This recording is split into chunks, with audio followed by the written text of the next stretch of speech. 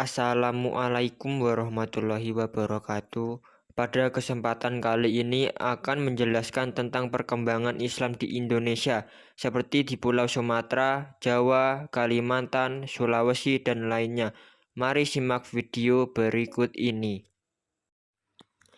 Jawa, penemuan nisan makam Siti Fatimah binti Maimun di daerah Leran Gresik yang wafat tahun 1101 Masehi dijadikan tonggak awal kedatangan Islam di Jawa.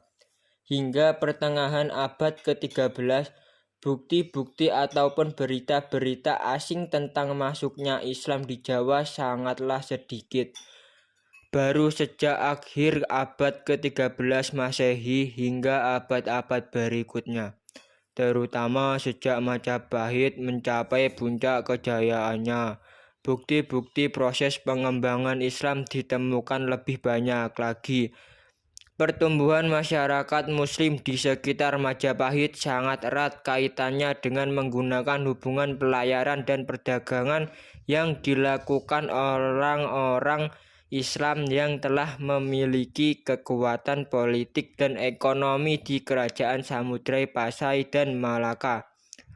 Pengembangan Islam di tanah Jawa dilakukan oleh para ulama dan mubalik yang kemudian terkenal dengan sebutan Wali Songo.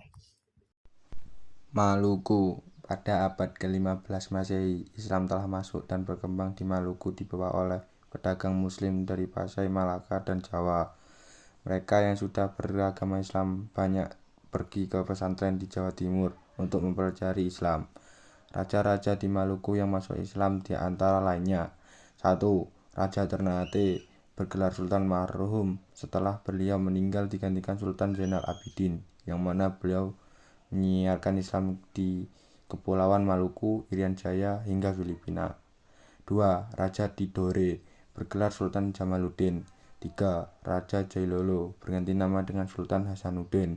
4. Raja Bacan, masuk Islam pada tahun 1520 Masehi dan bergelar Sultan Zainal Abidin. Islam juga masuk ke Irian Jaya meliputi daerah Misol, Salawati, Pulau Waigeo, dan Pulau Gebi. Sumatera. Daerah yang dimasuki Islam dari kepulauan Indonesia adalah Sumatera bagian utara, seperti Pasai dan Perlak, karena wilayah Sumatera bagian utara letaknya di tepi Selat Malaka, tempat lalu lintas kapal-kapal dagang dari India ke Cina.